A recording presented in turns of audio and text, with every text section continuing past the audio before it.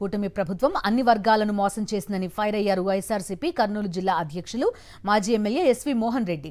రైతన్నకు అండగా వైఎస్ఆర్సీపీ పోస్టర్ను ఆవిష్కరించారు. గిట్టుబాటు ధర లేక పెట్టుబడి సాయం అందక రైతులు ఇక్కట్లు పడుతున్నారన్నారు మోహన్ రెడ్డి.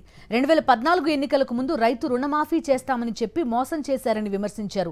అన్నదాత సుఖీభవ పేరుతో బడ్జెట్లో 10,500 కోట్లు కేటాయిస్తామని నయా పైసా కూడా కేటాయించలేదని కూటమి ప్రభుత్వంపై మండిపడ్డారు.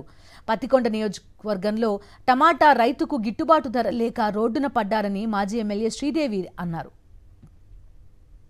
అన్నదాత సుఖీభవన్ పెట్టేసి 20,000 ఇస్తామని చెప్పి దానికి దాదాపుగా 10,500 కోట్ల రూపాయలు పెట్టాల్సింది బడ్జెట్లో ఒక్క రూపాయి కూడా దానికి సంబంధించినటువంటి ప్రస్తావన తీసుకొని రాలేదు.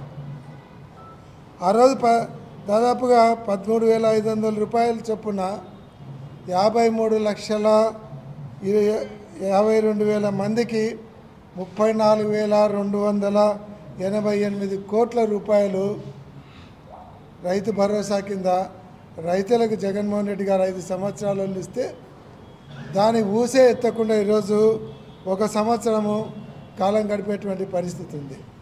2014 ఎలక్షన్ల క్యాన్వాస్లో రైతు రుణమాఫీ చేస్తామని చంద్రబాబు నాయుడు గారు చెప్పారు.